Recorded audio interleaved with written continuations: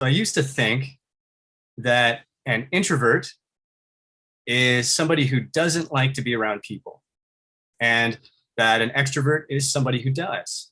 But a few years ago, I found out that that's not exactly true.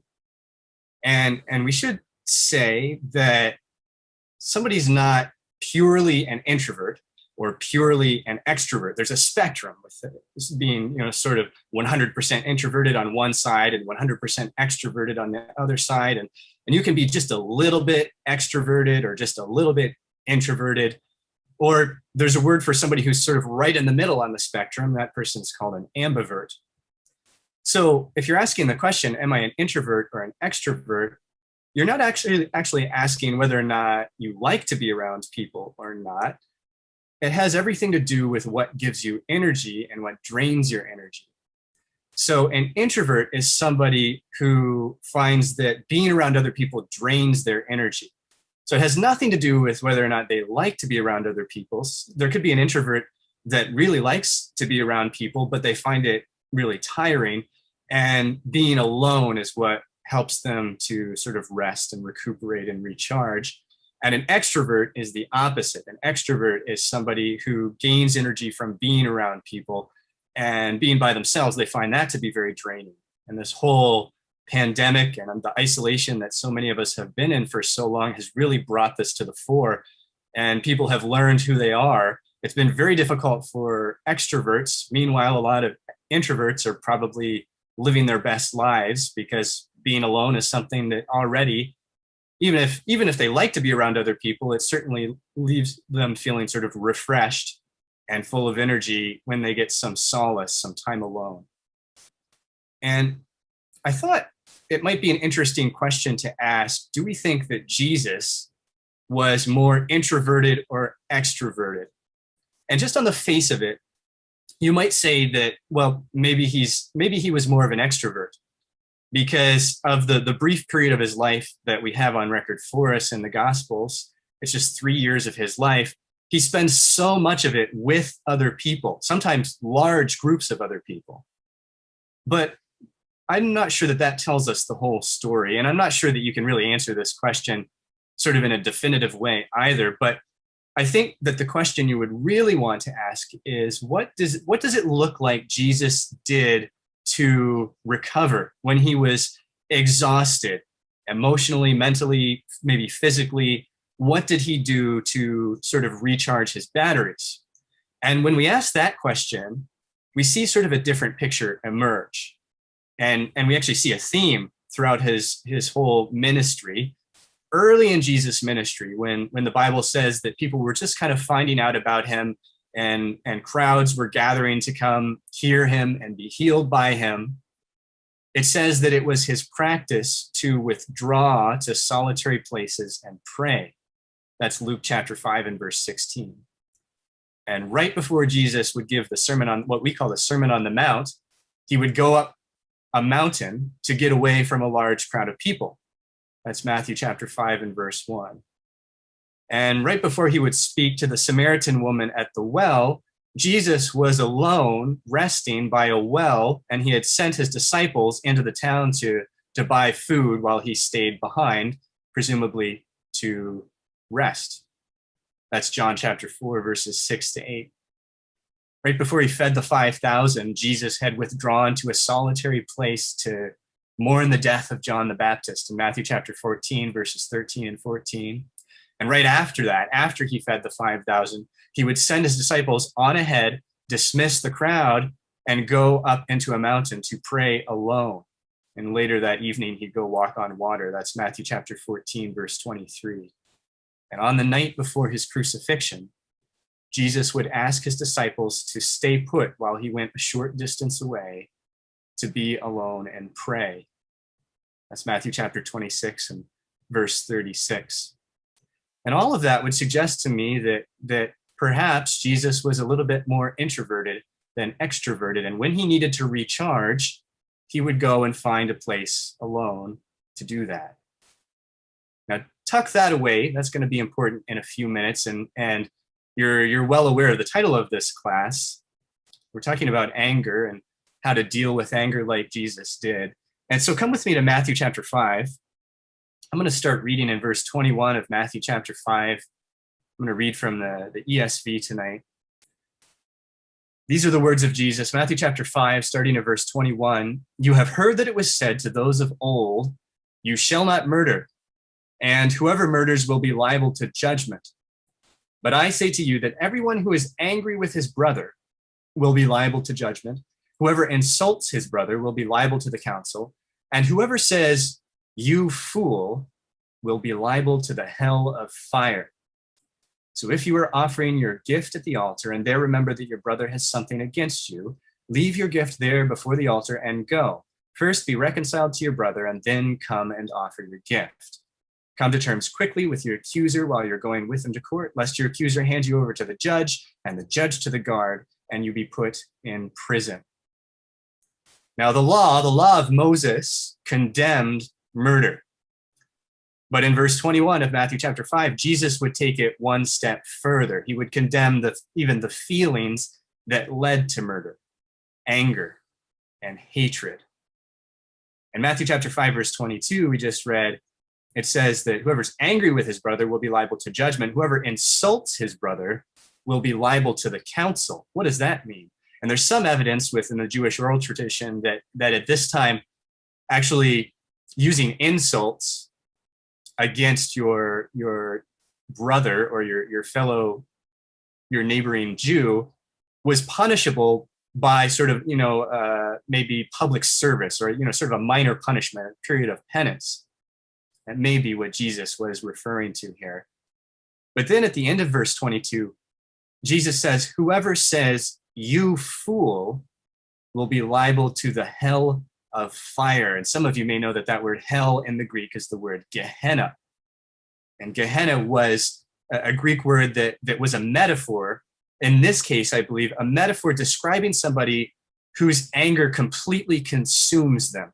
What Jesus is saying is, if you're the kind of person who goes around saying nasty things about people, who makes a habit of that, then you're going to be consumed by your anger. It's going to take you over. And then Jesus makes this pretty profound statement in verses 23 and 24. He says, if you're on your way to worship God, and at this time that meant bringing your gift to the altar, but you realize that you're holding a grudge against somebody, your brother, then stop, leave your gift there. Don't go through with that worship service. Leave it there and go and reconcile with your brother. Fix the problem that you have before you go and worship God. And it's a profound statement, because what Jesus seems to be saying here is that living in harmony with and loving those around us is more important to God than actually worshiping him. And the Bible's pretty clear that God wants us to worship him.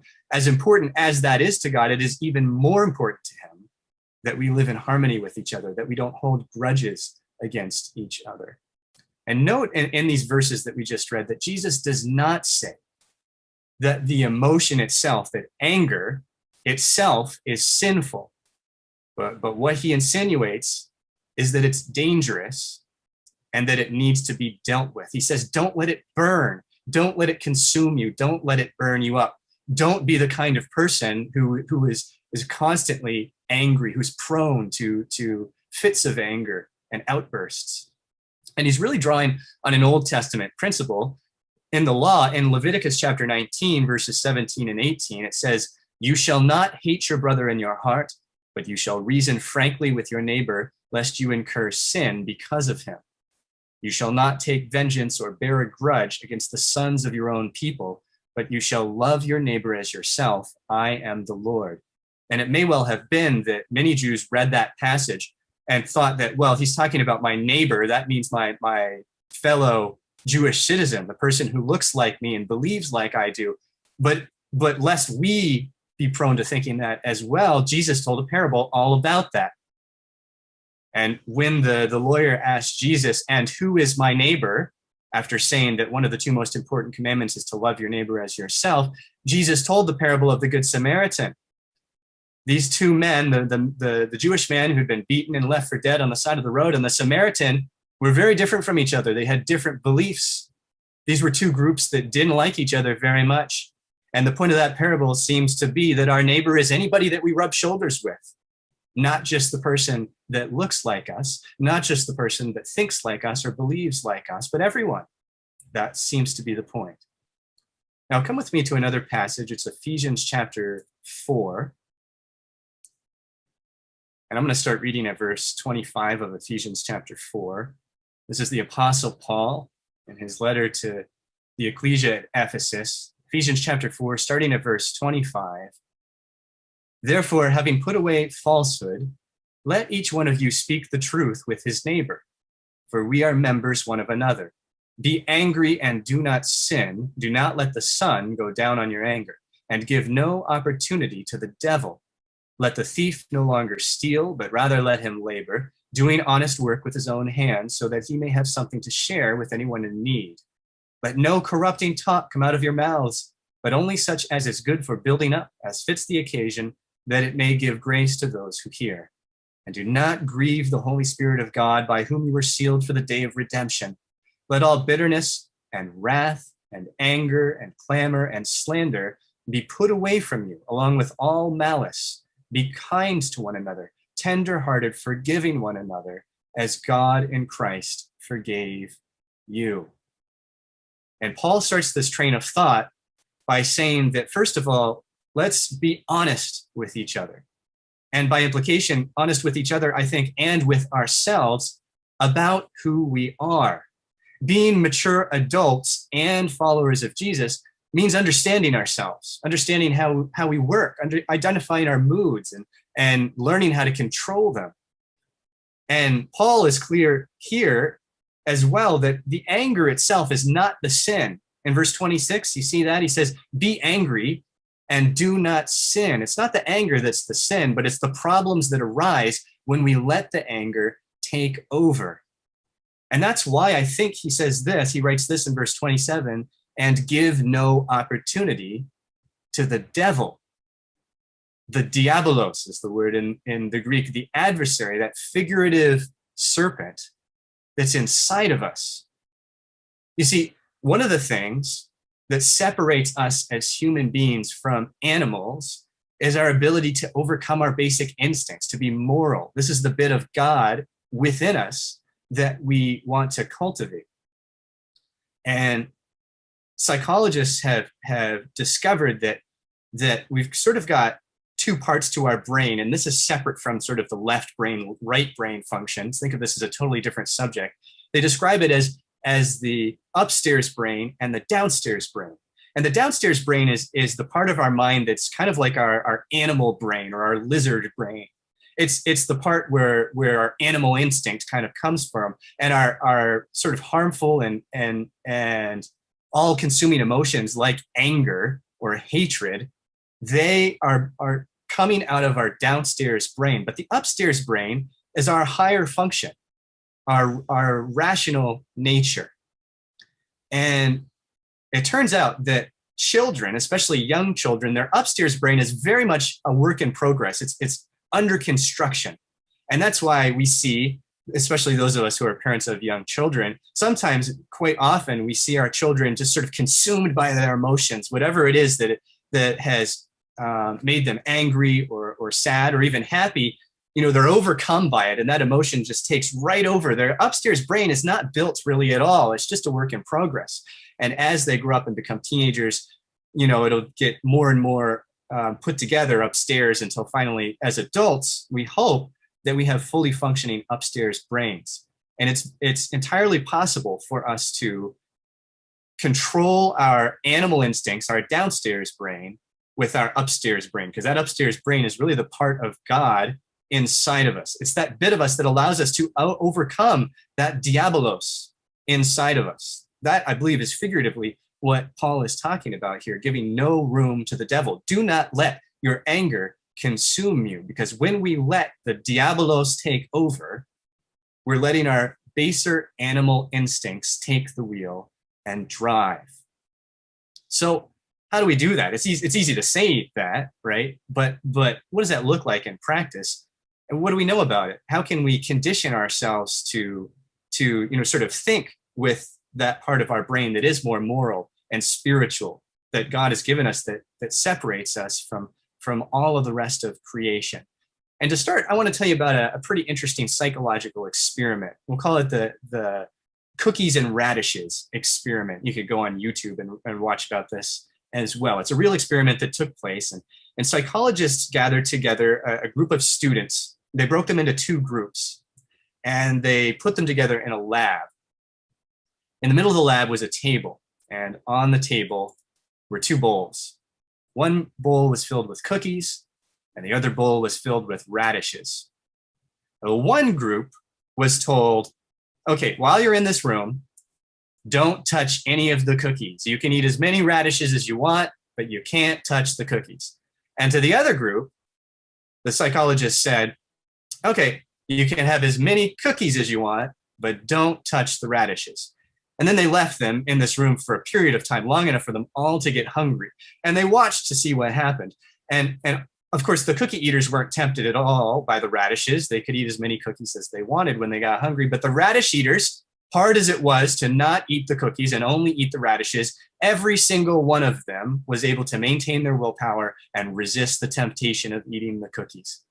So finally, phase one of the experiment was over. The psychologists came in and they said, okay, thank you very much. That was phase one. Now we're going to go into phase two of the experiment. In phase two, all of the participants were given a task to complete. It was a task that was designed to be impossible, but they weren't told that. It was something like they're given a maze on a piece of paper and they had to complete the maze without lifting their pencil off the paper at all. It wasn't possible to complete this task. What the psychologists really wanted to see was how long these participants would persist at trying to complete an impossible task. And the results were pretty striking. The group of people who were the cookie eaters, who were allowed to eat as many cookies as they wanted, they lasted on average 19 minutes trying to complete that impossible task. Whereas the radish eaters, on average, lasted only 8 minutes. Big difference between the two. Here's what psychologists learned from this, that what we call willpower or self-control is an exhaustible resource. Think of it like a tank of fuel that you have inside of you. You might start out with it full, but if we find ourselves in a situation which requires us to use self-control, then it's going to slowly get burned up. What that means is that there is a limit for every single one of us. There is not a human being in existence that has an unlimited amount of willpower or self-control. Every single one of us run out. Some of us might have a bigger tank than others, a larger reserve than others, but eventually all of us will run out of self-control if we find ourselves in a situation that requires us to use self-control and we stay in that situation for a long enough time. What psychologists have also found is that practicing even the simplest act of willpower makes us better across the board when it comes to using self-control. So willpower is kind of like a muscle. If you exercise it, you can make it stronger and you can build up sort of your reserves of willpower. And in other psychological experiments, spouses who practiced a week of using their non-dominant hand were found to be a lot less likely to snap at each other and verbally or emotionally abuse each other. It also turns out that when we feel guilty about something, that it makes it harder for us to resist temptation. So if you fail in some way and you're carrying around that guilt because of that failure, that's burning up your self-control, carrying around that guilt with you, meaning that the next time that you face that same temptation, you're going to be more likely to give into it because you are already on almost empty. So those of us who can learn to forgive ourselves have a much better chance of resisting temptation in the future.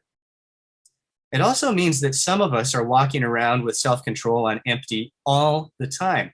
And you may know people in your life, or maybe you're one of them. Certainly I find myself in that position often right now with two very energetic children, where I feel like my self-control is just on empty all the time. And these people are just losing it all the time. They're snapping at you very quickly. They seem to always be on edge.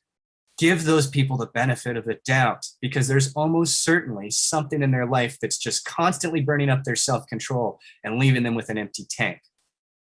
So back to what we talked about at the beginning of the class, knowing whether or not you are an introvert or an extrovert can help you to understand what you need to do to recharge your self-control. And if you're an introvert, that means recognizing, first of all, recognizing when you've been in a difficult position for a while, maybe your self-control is quite low, and you need to find a place to recharge. It means getting away from people, finding some solace, and taking a little bit of time to make sure that you're ready to go back out and be more like Jesus, be a less angry person. And if you're an extrovert, of course, the opposite is true. It means, especially in these difficult times where for a long time we haven't been able to see people, maybe it means calling somebody up on the phone or having a Zoom call with somebody, finding somebody that you like to spend time with or a group of people and scheduling a call. Whatever that means for you, you need to take responsibility for yourself and your reserve of self-control. Otherwise, you'll be the kind of person who's always having angry outbursts who, when confronted with a difficult situation or when confronted by somebody else who is very angry, you yourself will just fuel that anger and you'll give right into it. So what should we do in a really difficult situation? In the moment, when we're confronted maybe by a person, maybe somebody's really angry at us or doing something that we think is really frustrating or ignorant, and we find our self-control running dangerously low. How do we respond to these situations when we have very little time to react? What do we do about our anger? Well, there's a couple of things that psychologists have discovered that aren't very healthy for us to do, that maybe we do a lot. So I'll start out by listing those two things. The first thing that we probably should not do with our anger, especially in a difficult moment like that, is repress it. Don't just push it down deep inside of you and bottle it in there until you explode. This tends to make it worse, and it's also very unhealthy for us. Now that one might have been obvious to most of us, but the next one, I didn't find it so obvious. Apparently, it's also not very healthy for us to vent about it. So we might think that finding somebody who we're friends with, who we can confide in to vent about maybe a person or a situation, to get it out of our system. But actually, that tends to not be the case. Venting about it actually tends to amplify our negative emotions and potentially even stir up anger in the other person that we're confiding in. So also don't vent. Don't use venting as an outlet for trying to get rid of your anger. It's not a particularly healthy or helpful way to do it. There was a famous American psychologist named Albert Ellis who's quoted as having said, "You don't get frustrated because of events. You get frustrated because of your beliefs." In other words, you get angry at people because of the story you tell yourself about them. Like, he's an egomaniac, or she's so selfish, or he's a bully. And you're telling yourself those stories because of events that have happened with that person in your life, but it's the story you tell yourselves about them, it's the way that you interpret it that makes you angry. And there was a series of experiments. You can tell I like to read about psychological experiments. They were called the Ochsner's reappraisal experiments. And participants in this experiment were hooked up to an fMRI machine. That's one of those machines that has all these nodes that get hooked up to your head. And then scientists watch on a monitor, they watch your brain activity. So participants in these experiments were hooked up to an fMRI machine, and they were shown a photograph. They were all shown the same photograph of people crying outside of a church.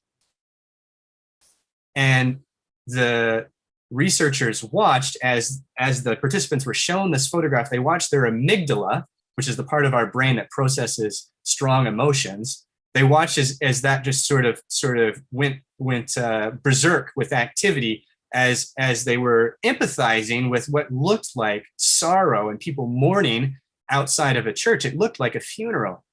But then the researchers told the participants that this actually is a photograph of a wedding. and that these are tears of joy that they're seeing.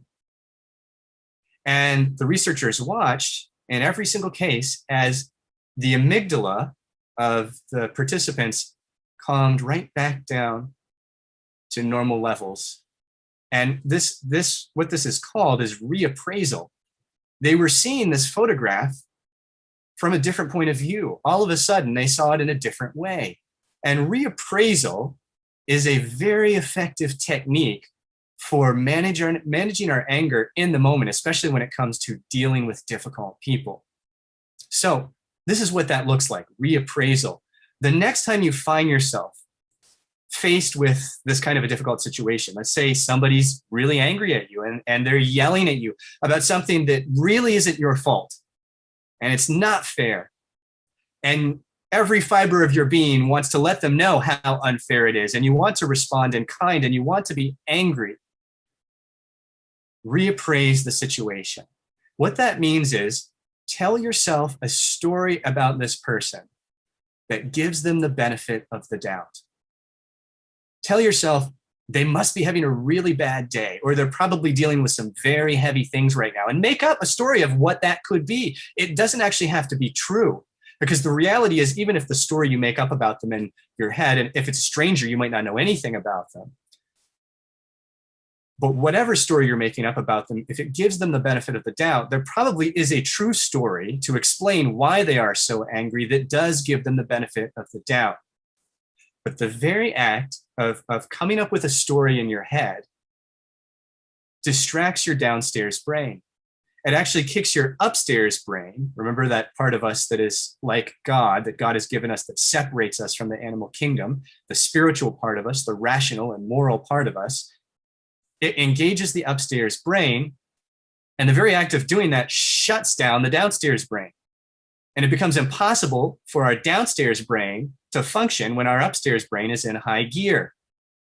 And so the act of creation in your head, as you make up this story about them that gives them the benefit of the doubt, is kicking your upstairs brain into high gear and shutting down your downstairs brain, which means shutting down your anger, because that's where your anger lives, is in your downstairs brain. Making up that story is forcing you to be creative in the same way that, although this is not nearly as practical, if you were to start just to do math equations in your head, that would also kick your upstairs brain into gear, and your downstairs brain would be incapable of functioning. So in a very scientific way, as well as in a very forgiving, Christ-like spiritual way, making up a story that gives this person the benefit of the doubt is very effective in the moment at dealing with your anger about a situation. And we all know, we can probably all recite Proverbs chapter 15 and verse 1. A soft answer turns away wrath, but a harsh word stirs up anger. And most of us have probably done this right at least once in our lives, found ourselves in a situation where somebody was mad at us, and maybe we didn't think it was fair, and maybe we really wanted to shout right back at them and tell them how wrong they were, but instead of doing that, we said, I'm sorry. I didn't think of it that way. Please forgive me. I was wrong. And for most people who are angry, it's almost impossible for them to remain angry in the face of such humility.